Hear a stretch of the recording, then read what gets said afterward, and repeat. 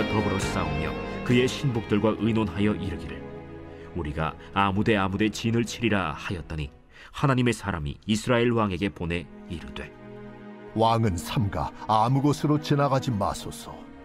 아람 사람이 그곳으로 나오나이다.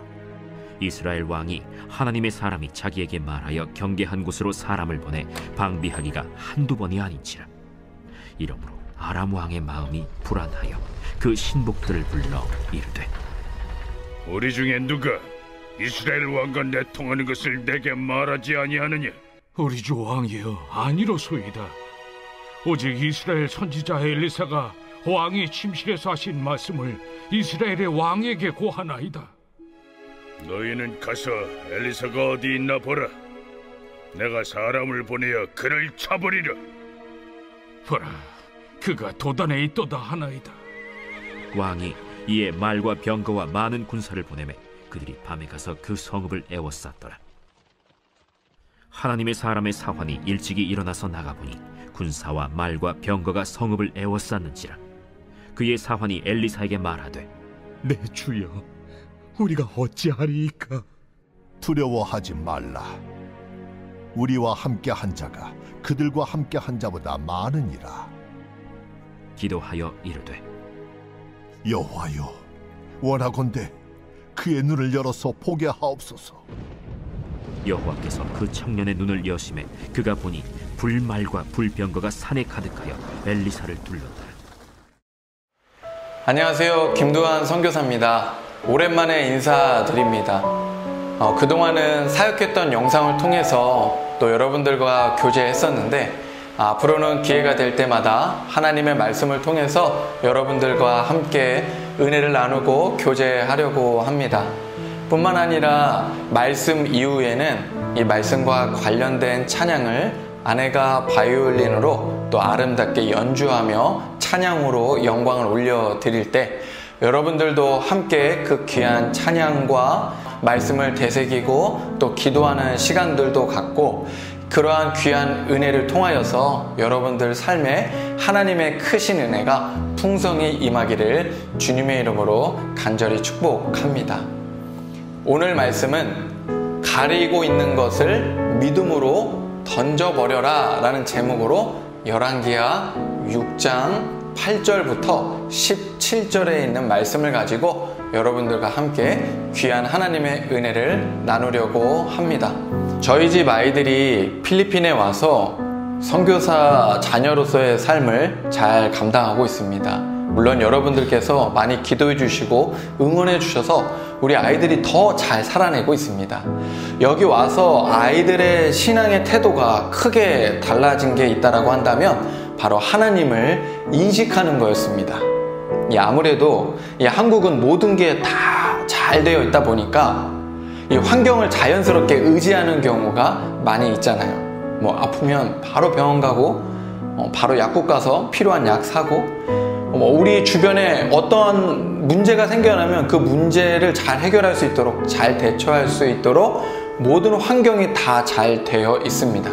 그게 나쁘다라는 게 아니라 그만큼 잘 되어 있다 보니까 우리가 하나님을 생각하는 시간들이 조금 더 줄어들고 이 환경을 자연스럽게 의지하는 경우가 많이 있다라는 거죠.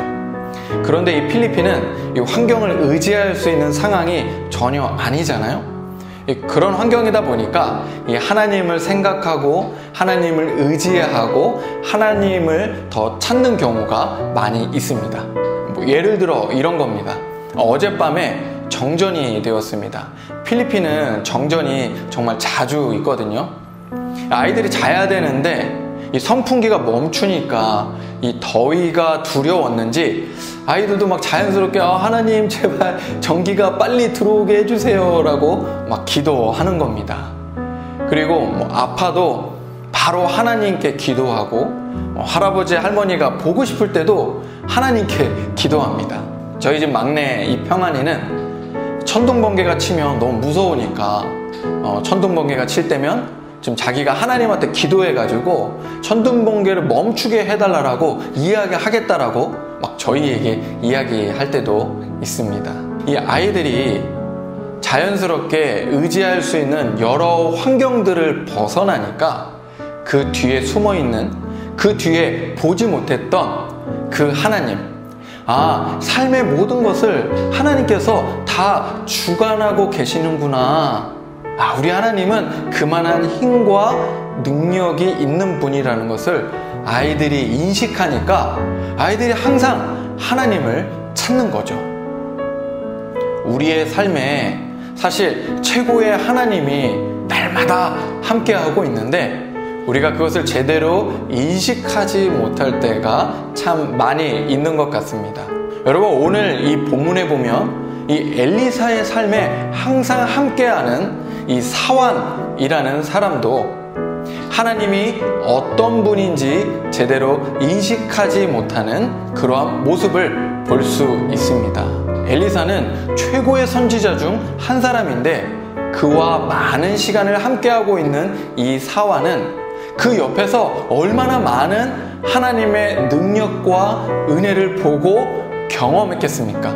그런데 자신에게 그 어떤 위기가 찾아오니까 큰일 났다, 어떡하냐, 우리 죽는 거 아니냐 라면서 절규하며 불안해하는 모습을 볼 수 있습니다. 하나님께서 이스라엘이라는 이 작은 민족을 선택해서 하나님의 선택, 그리고 하나님의 사랑이 뭔지, 그리고 하나님과 백성의 그 관계에 대해서 가르쳐 주십니다. 이 이스라엘은 그 주변이 온통 아람, 모압, 바벨론, 아수르, 이집트 여러 강한 나라들 사이에서 이 샌드위치처럼 된 그런 나라입니다.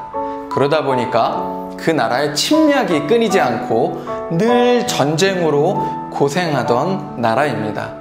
다시 말해서 하나님께서 하나님 없이는, 하나님 의지하지 않고는 살 수 없도록 이미 만들어 놓으셨어요. 비록 이스라엘이 실수도 많고 연약한 민족이지만 그래도 하나님이랑 뗄래야 뗄 수 없는 나라로 만들어놔서 언제나 하나님을 인식하고 하나님을 의지하고 찾을 수 있도록 해놓으셨습니다.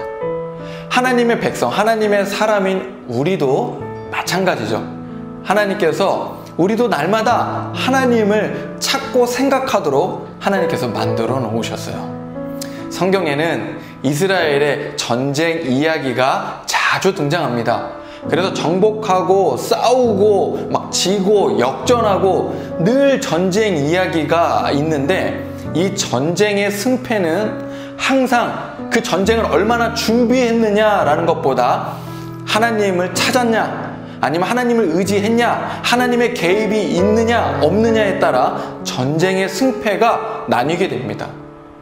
당시 엘리사라는 이 선지자가 활동할 때에는 전쟁은 말할 것도 없고 가뭄도 아주 심하고 그리고 내부적으로도 여러 갈등이 이곳저곳에서 일어났을 때 뿐만 아니라 영적으로도 궁핍하고 실제 생활도 궁핍하고 또 나라가 불안해서 이래저래 너무나 불안하고 힘들고 어려운 그러한 때였습니다. 이렇게 힘들 때 이스라엘을 중심으로 이 북동부 쪽에 있었던 이 아람이라는 나라가 계속해서 이스라엘을 공격하지만 이 엘리사 선지자를 통해 그러한 강한 공격들을 막게 되는 모습을 볼 수 있습니다. 우리가 대조적으로 볼 수 있는 건 이 아람이라는 이 나라는 아주 강력한 군사력을 앞세워서 이스라엘을 공격하지만 이스라엘은 이 군사력이 아닌 엘리사 선지자 이 한 사람의 영적 힘으로, 바로 이 한 사람을 통해서 하나님께서 역사하시는 그 하나님의 힘으로 계속해서 아람의 공격을 좌절시키고 막아냅니다. 세상이 가진 힘과 능력으로 밀어붙일 때 엘리사는 하나님의 힘과 능력으로 막아냅니다. 오늘 본문에 보면 아람이 이스라엘을 공격하기 위해서 기습 작전도 펼치고 그리고 왕을 없애기 위한 이 매복 작전도 펼치고 많은 것들을 도전했는데 매번 그 장소에 이스라엘 군사가 철저히 대비하고 있었어요.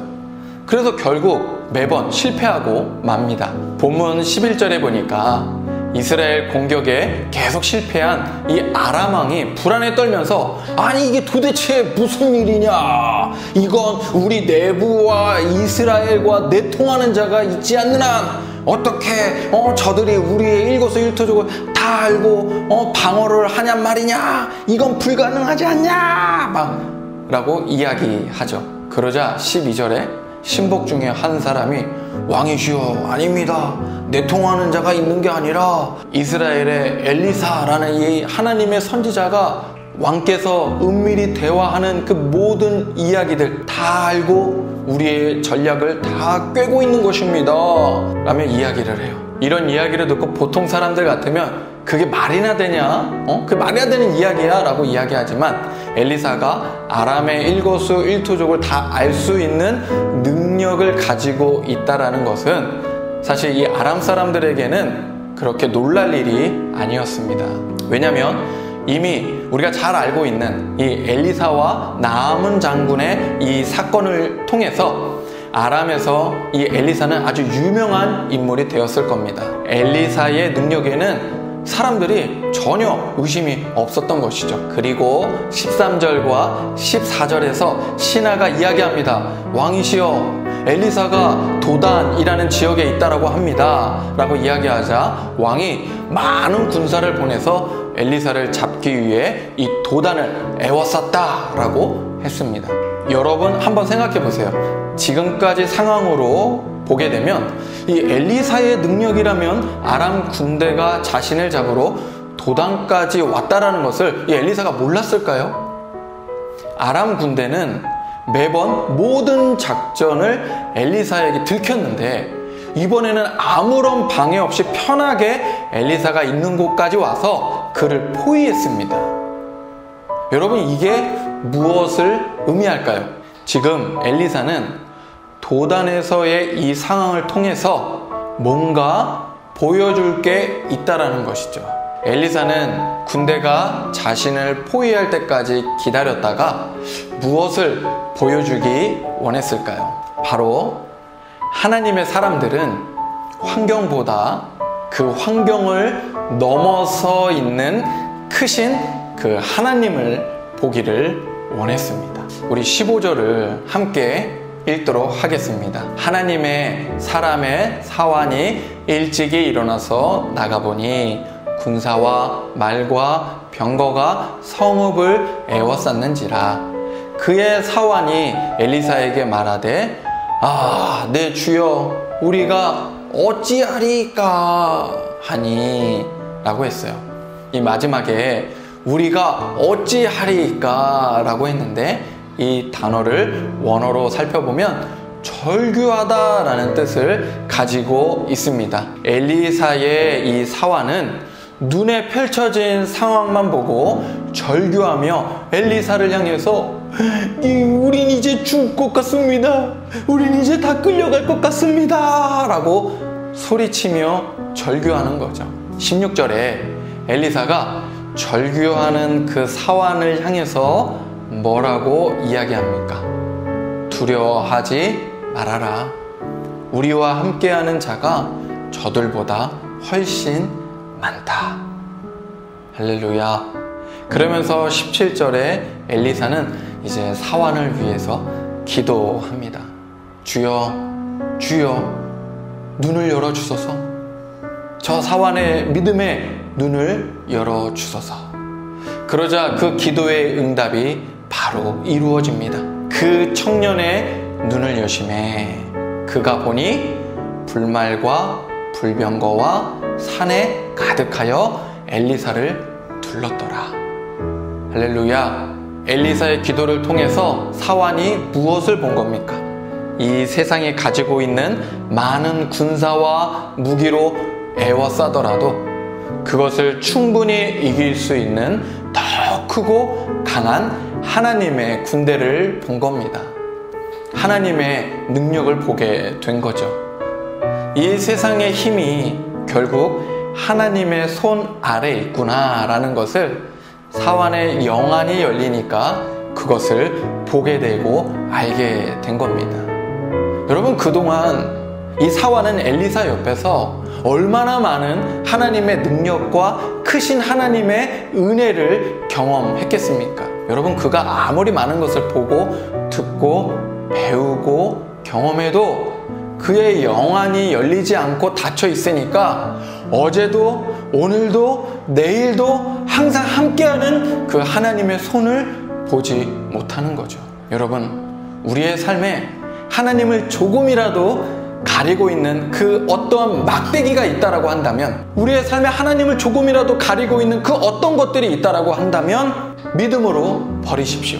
내 경험과 생각과 나의 뜻이나 혹은 뭔가 당장에 하나님보다 더 클 것 같은 그 세상, 크고 두려운 그 어떠한 존재들, 그러한 것들이 우리가 하나님을 보고 인식하는데 조금이라도 방해가 된다면 믿음으로 던져버리기를 소망합니다.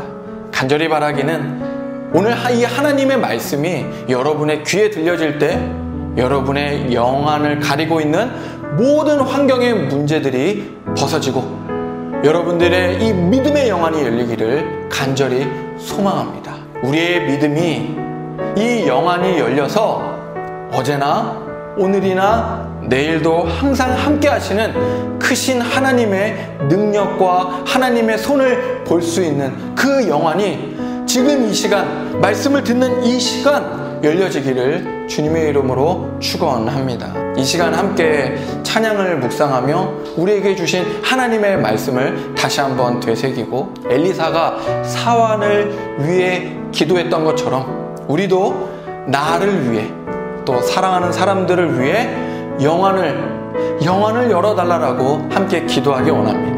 엘리사가 기도했을 때 그 즉시 하나님께서 응답하셨던 것처럼 우리도 오늘 이 말씀을 의지하고 하나님을 붙잡고 기도할 때 그 즉시 우리의 영안이 열려지게 될 줄 믿습니다. 하나님, 나의 영안을 열어 주옵소서.